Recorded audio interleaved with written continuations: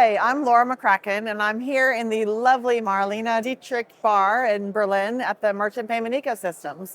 And I'm here trying to bust some of our myths. And I've got an expert with me to talk about one of them, Mr. David Birch. Hey, Laura. Hi, good to see you. Now, David, as you know, I've got a top 10 list of myths, and one of them in particular has your name all over it. Go on, what is it? Okay, it's myth number 4. The metaverse is all hype. And a little birdie told me that you might have a special relationship to this subject. So do tell me. First of all, I've got to tell you the rules of the game. You get to choose. You have 3 choices. The myth is either true, or it's false, or it's complicated. So have a think about that. I'm a consultant. You know the answer is going to be it's complicated. Of course. I wouldn't want to break union rules. Well, look, I think there's a couple of things to say about that. So the metaverse as it was seen, if you see what I mean. So the first sort of flourish of it, people got a bit carried away with Facebook. And remember those bubble people that had no legs and stuff like that? And so they were like, well, this sucks, so that's never going to work.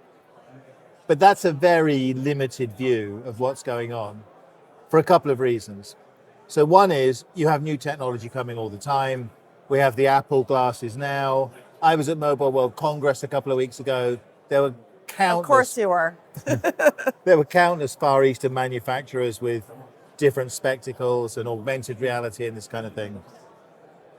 So the arrival of Apple, I think, is very important in that space. But also, it's this idea that the metaverse is just something for games. That's wrong. And in fact, if you don't mind me mentioning, I've just written a book about this with my good friend Victoria Richardson, Money in the Metaverse, to open this up. And that was because I got invited to a book launch in the metaverse, which was fun. I mean, it was interesting going around and chatting with people and people you hadn't seen for a long time. Mm-hmm. I mean, avatars, not them. Of course. Well, you know, because we were all a little slimmer in the avatars, you know. So, but there was no way to actually buy anything. And that, in order to buy something, you had to come out of the metaverse and sort of scan a QR code, and that sort of led me to think, wait, if this is really going to take off, there's going to have to be commerce there. Mm-hmm. And in which case, how would it work? And then, so of course, that led me into Web3 and tokenization, digital assets, digital identity, and in particular, digital wallets, which is why I asked Victoria to cooperate with me. So, and actually, if you look at a lot of, I did a workshop for an insurance company about this a few months ago, very conservative organization. But if you look at where their next generation of customers are coming from, like we think, oh, kids are all in TikTok and doing the throw yourself off a bridge challenge or whatever it is they're doing this week. But actually, if you drop down just a couple more years, they're not in TikTok, they're in Roblox, they're in Minecraft, they're in Fortnite. Like they're already in these proto metaverses, and that's how they interact with people and meet. So that's coming anyway. But I think there's another factor which is not obvious, and that's, you and I probably have said this 1,000 times at conferences. The internet was built without an identity layer. Right. And now we look back on that and, oh my God, this has led to no end of problems and fraud and all that sort of thing. But the metaverse isn't going to be built without an identity layer. The metaverse is going to be built very much with an identity layer. And that means, I think, that transactions will be cheaper because there's less fraud and security is taken care of. And if transactions are cheaper, then businesses will begin to migrate transactions into that safer space. Wait, back up. You're saying that because there's an identity layer, that will reduce fraud? Yeah. Because we know who we're transacting with. Well, when you put your Apple goggles on, they do the scan and check that you're you. Not necessarily that I'm Dave Birch in every transaction, because we'll be using verifiable credentials and it's kind of reputation economy. But that it's me who's the legitimate owner of this avatar and these assets and that kind of thing. So if that theory is even partly correct, and I am very strongly of the opinion that the digital asset, tokenization, decentralized finance argument makes sense to me, actually in a way that the cryptocurrency argument doesn't really. But if that's true, and we move into this environment where we're exchanging digital assets all the time in a more secure environment, then business will migrate there. And if business goes there, then financial services will go there. Hence money in the metaverse. Now, when you talk about digital assets, are we talking NFTs? Are we talking about Yeah. Bored Ape Yacht Club, where you mint a digital asset as an NFT?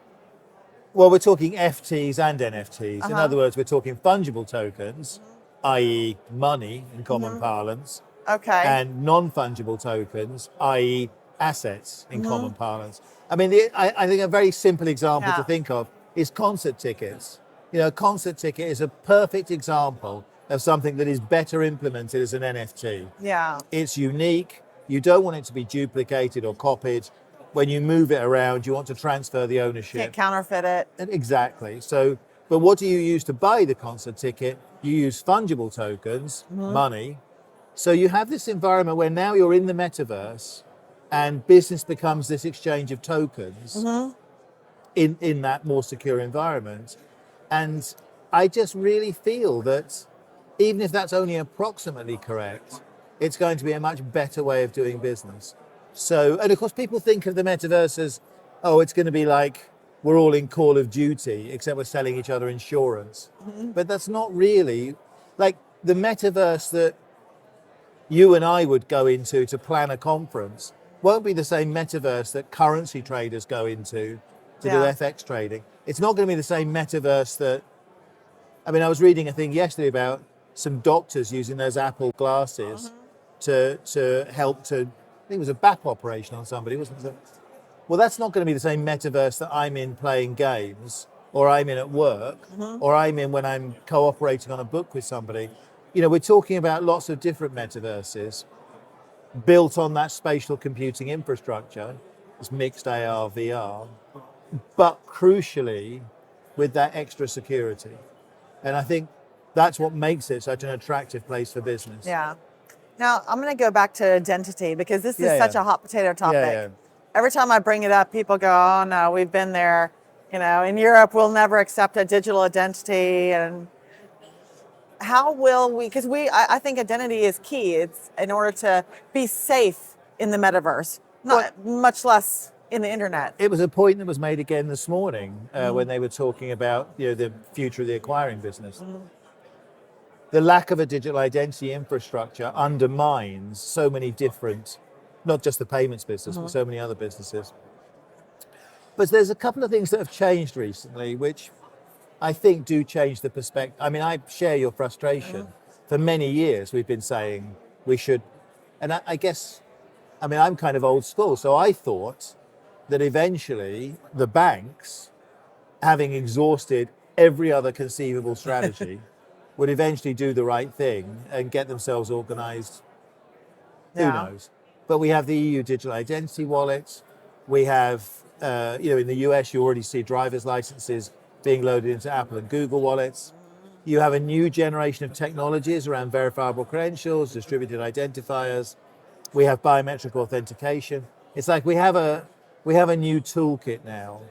And so I guess the idea we had of digital identity a few years ago, which never happened, has been replaced by a more sophisticated view of digital identity, attribute-based exchanges, privacy enhancing, which not only is more attractive, but has more technologies available to suit Yeah, it. because So- if I'm a drug dealer, I want to be anonymous.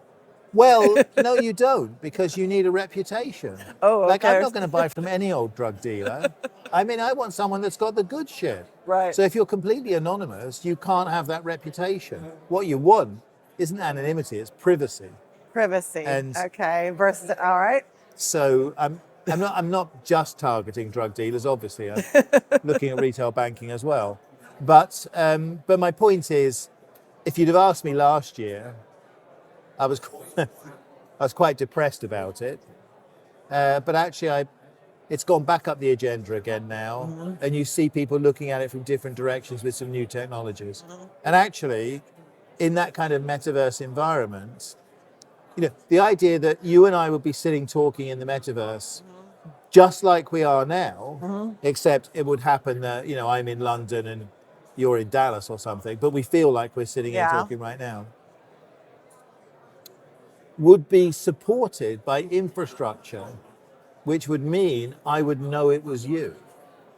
You know what I mean? Right, because it could be an imposter using my avatar. But I wouldn't have to do anything. Yeah. It would be part of the infrastructure. I think Yeah. a simple example, but like fraud is out of control in the UK at the moment. So if you imagine a situation where you get a text which says, oh, hello, this is Barclays Bank. You need to call us because of a problem with your account.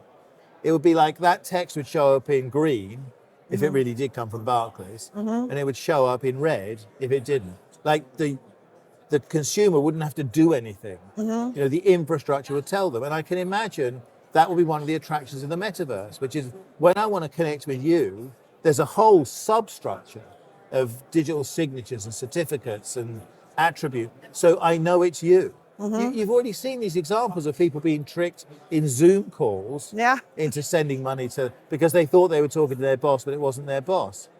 Well, I don't want to go and do something to check that it was you.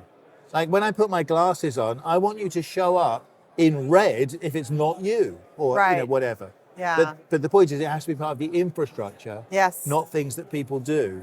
And I mean, that may sound like a little bit of a pipe dream, but I don't know. I mean, I think the technology is moving pretty quickly. So when you go back to the myth question, the metaverse is all hype, and you say your answer is it's no, complicated. it's not all hype. It's not all hype. It's real. Yeah. You believe that we will be spending time, grandkids will be spending time with their grandmothers in the metaverse. Yeah. People living across the world being able to communicate, businesses having conferences. I think what's the big use case, I think? Well, if you look at the Facebook goggles at the moment, I think I'm right in saying their top selling app right now is a fitness app. Oh, yeah. So it would be like, you're trying to encourage me, I'm trying to encourage you. Yeah. But we don't actually want to look at each other at 6 o'clock in the morning. True. It would be very distressing for you. But you could imagine we put the glasses on, we're avatars, but we're ourselves. We're doing boxing. And we can work together and those kind of, I think sports is going to be a really big use of it because like if you wanted to charge me to put the goggles on and imagine I'm at a Manchester City match, that would be kind of fun. I would probably do that. Maybe I'd spend a few quid on it. But if I could put the goggles on and my friends could put their goggles on and we're together at the match, that's a very different experience and a much more powerful experience. So this idea of sharing, but I need to know it's my mates. Yeah, right? Otherwise it could be an imposter. Exactly. Yeah. And so no, it's not all hype, not by a long way. Very good. Excellent. Well, thank you so much for helping to dispel that myth. And thank you very much for the here's champagne. to you. Thank you, and good luck on your book. Thank you very much. Thank you.